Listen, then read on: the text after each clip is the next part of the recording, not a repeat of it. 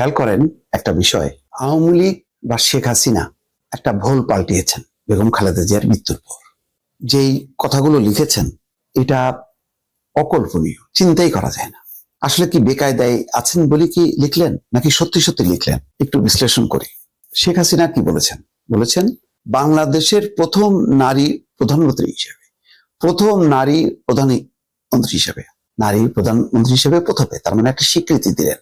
তারপরে বলছেন, পরের লাইনটা খেয়াল করেন, গণতন্ত্র প্রতিষ্ঠার আন্দোলনে তার অবদান, গণতন্ত্র প্রতিষ্ঠার আন্দোলনে তার অবদান। সে গণতন্ত্র প্রতিষ্ঠার আন্দোলন করেছেন কার সময়? এরশাদের সময় এবং শেখ হাসিনার সময়। তাহলে সেটারও স্বীকৃতি দিলেন। আবার বলছেন প্রথম নারী প্রধানমন্ত্রী হিসেবে। বলছেন যে বিএনপি নেতৃত্বের এক অপূরণীয় ক্ষতি হলো। সত্যি ক্ষতি হলো, একটা কথাও কিন্তু মিথ্যা না।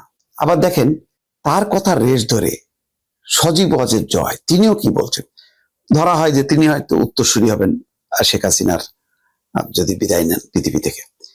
দেশের সংকটময় মুহূর্তে, মানে বাংলাদেশে এখন সংকটময় মুহূর্ত বলছেন, যখন সাধারণ মানুষের নিরাপত্তার অভাবে ভুগছে, নিরাপত্তা নেই সত্য, দেশকে অস্থিতিশীল এবং বিরাজনীতিকরণের অপচেষ্টা চলছে, কথাটা একেবারে মিথ্যা নয়, তখন তার এই চলে যাওয়া বাংলাদেশের উত্তরণের পথে, বাংলাদেশের উত্তরণের পথে এক গভীর প্রভাব ফেলবে।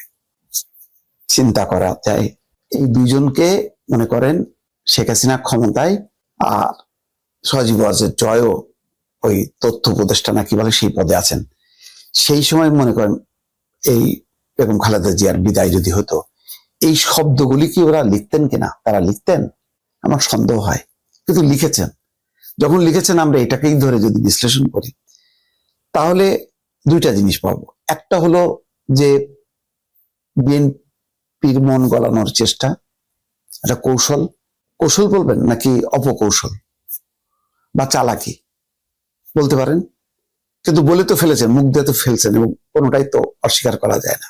তাহলে এই কৌশল হলো যে একটা, ধরি আমরা যে এটা যেহেতু মারা গেছেন, যেহেতু অনেক দায় আছে, বিএনপি দোষারোপ করবে, বিরোধীরা দোষারোপ করবে। কালকে আসিফ নজরুলও বলেছেন যে বেগম খালেদা জিয়ার এই মৃত্যুর পেছনে শেখ হাসিনার দায় আছে। তো সুতরাং দায় মুক্ত হওয়া চেষ্টা, ভার মুক্ত হওয়ার চেষ্টা, প্রতিপক্ষকে, চিরপ্রতিদ্বন্দ্বী যিনি ছিলেন তিনি না থাকলেও তার পুত্ররা আছেন, সেই রাজনীতি তো তারাই ক্যারি করবেন, তাদের সহানুভূতি পাওয়া, তাদের মন গলানো, এটা হতে পারে। আরেকটা হতে পারে, হয়তো একটা সুদূর প্রসারী একটা রাজনৈতিক উদ্দেশ্য আছে, সেটা খারাপ বা ভালো এটা আপনারা বিশ্লেষণ করবেন। সেটা হলো যে আওয়ামী লীগ তো আসলে ঝাড়ে বংশে শেষ, কিছুই নাই।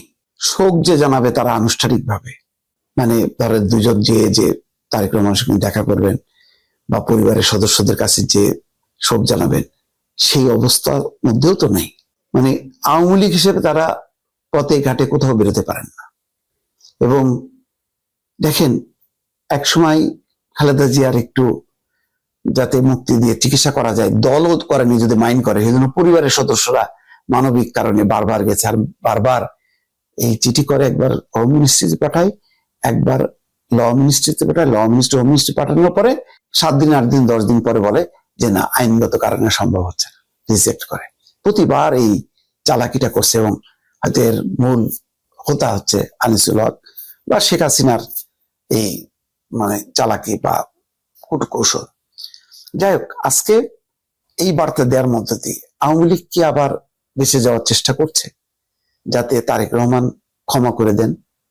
অথবা বাস্তবতাটা কি এমন হলো যে আওয়ামী লীগকে এখন মাঠে না আনলে বিএনপির যে প্রবল প্রতিপক্ষ হয়ে উঠছে, যে রাজনৈতিক শক্তি জামাতের নেতৃত্বে, একটা দক্ষিণপন্থীদের যে একটা হুঙ্কার বা সংগঠিত হওয়ার একটা আভাস, সেটাকে থামানোর জন্য মাঝখানে কি আওয়ামী লীগকে দরকার আছে? তেমন কোনো চিন্তা থেকেই কি আওয়ামী লীগ এটা চাললো? এবং বিএনপির কি একটা এক ধরনের সায়ও আছে কিনা? কারণ আগে রাজনীতির মাঠে ছিল বিএনপি জামাত, বিএনপির নেতৃত্বে এই ধর্মীয় রাজনৈতিক দলগুলো ছিল, কিন্তু প্রভাব ছিল বিএনপির, যদিও আস্তে আস্তে খেয়ে ফেলতেছিল বিএনপিকে জামাত। কিন্তু এখন তো একেবারে তারাই মূল প্রতিদ্বন্দ্বী হয়েছে। এটা তো বিএনপির জন্য অস্বস্তিকর।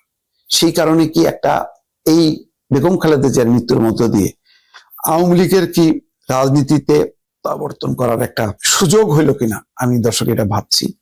আমার এই কথাটা হয়তো এখন অনেকের কাছে বাস্তব মনে হইতে পারে, কিন্তু একটু ভেবে দেখেন, যদি রাজনীতির ভবিষ্যৎ হিসাব নিকাশ করেন, তাহলে যে কোনো ফরম্যাটেই হাসিনার আওয়ামী লীগ হোক আর হাসিনা বিহীন আওয়ামী লীগ হোক, আওয়ামী লীগ যদি হাজির না হয় রাজনীতির মাঠে, বিএনপি কিন্তু বিপদে পড়বে বলে রাখলাম।